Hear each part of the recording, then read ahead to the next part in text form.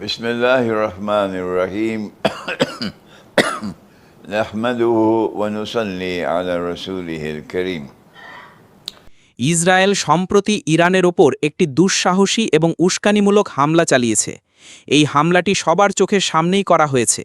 তারা ইরানের মিসাইল তৈরির কারখানা, পারমাণবিক কেন্দ্র এবং অন্যান্য সামরিক স্থাপনায় আক্রমণ করেছে। এছাড়াও তারা ইরানের কয়েকজন শীর্ষ সামরিক কর্মকর্তাকেও হত্যা করেছে, যেমন ইরানের ইসলামিক রেভলিউশনারি গার্ড কোরের কমান্ডার, সশস্ত্র বাহিনীর প্রধান, একজন জেনারেল এবং আরও কয়েকজন সিনিয়র কর্মকর্তা। এর পাশাপাশি 7 জন সিনিয়র পারমাণবিক বিজ্ঞানীকেও হত্যা করা হয়েছে। এই ঘটনার মাধ্যমে ইসরায়েল, ইরান, ট্রাম্পের আমেরিকা এবং রাশিয়া, চীন, ইউরোপীয় ইউনিয়ন ও মুসলিম বিশ্বসহ বাকি সবাইকে একটি স্পষ্ট বার্তা দিয়েছে।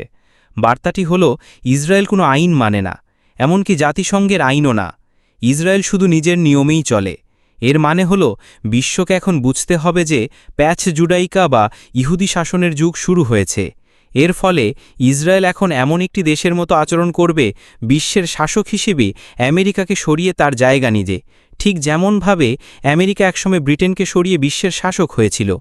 আমরা 25 বছর আগে আমাদের জনপ্রিয় বই জেরুজালেম ইন দ্য কুরআনে এই পরিবর্তনের কথা বলেছিলাম। আমরা আগেই ধারণা করেছিলাম যে প্যাক্স ব্রিটানিকা এবং প্যাক্স আমেরিকানা শেষ হয়ে প্যাক্স জুডাইকার যুগ আসবে।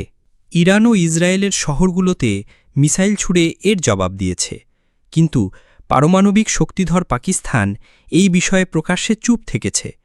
এখন আমরা দেখতে পাচ্ছি যে গাজার মতো একটি যুদ্ধ চলতে থাকবে। এই যুদ্ধ ততক্ষণ চলবে যতক্ষণ না ইসরায়েল নিশ্চিত হয় যে ইরান নিকট ভবিষ্যতে পারমাণবিক শক্তি অর্জন করতে পারবে না। যদি সত্যি এমনটা হয়, তবে এটি গাজার গণহত্যার মতোই প্যাক্স জুডাইকা নামের নতুন বিশ্বব্যবস্থার একটি প্রাথমিক নিদর্শন হয়ে থাকবে।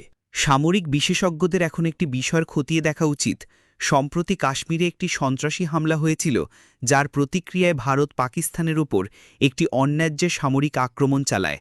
এই ঘটনার সাথে ইরানের ওপর ইসরায়েলের সাম্প্রতিক উস্কানিমূলক ও অন্যায্য হামলার কোনো সংযোগ আছে কিনা?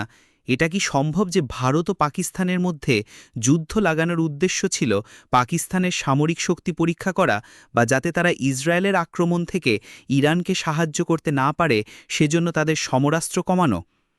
ভারতের সন্ত্রাসী হামলাটি কি ইসরায়েলি গোয়েন্দা সংস্থা মোসাদ পরিকল্পনা করে ঘটিয়েছিল, যাতে ভারত ও পাকিস্তান যুদ্ধে জড়িয়ে পড়ে?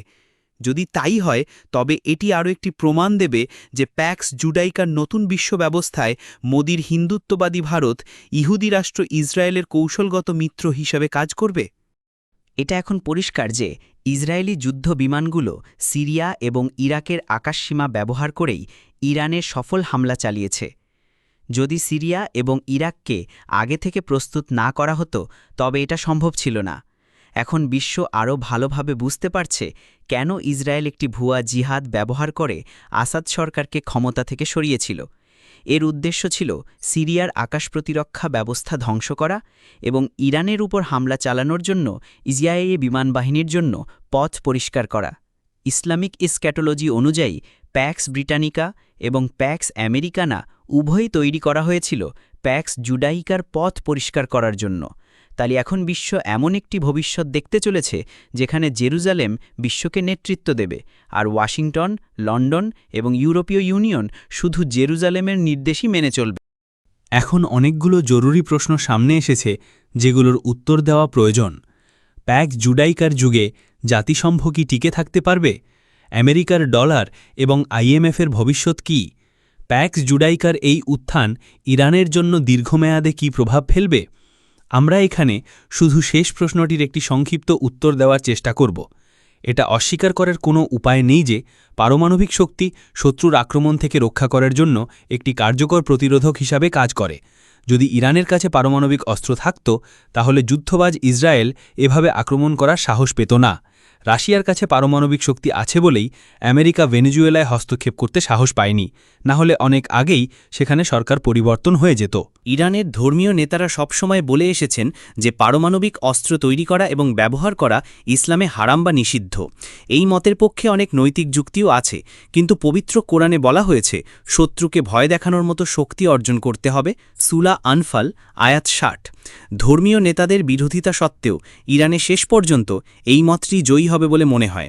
বিশ্ব হয়তো একসময় দেখবে যে ইরান পারমাণবিক অস্ত্রবিস্তার রোধ চুক্তি বা নিউক্লিয়ার নন প্রলিফারেশন ট্রিটি থেকে বেগে গেছে। তারা রাশিয়ার সাথে এমন একটি সামরিক জোট তৈরি করবে যা তাদের পারমাণবিক শক্তি অর্জনে সাহায্য করবে।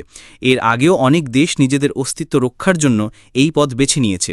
সোভিয়েত ইউনিয়ন, উত্তর কোরিয়া এবং পাকিস্তানও একই বিপদের মুখে পড়ে পারমাণবিক অস্ত্র তৈরি করেছিল।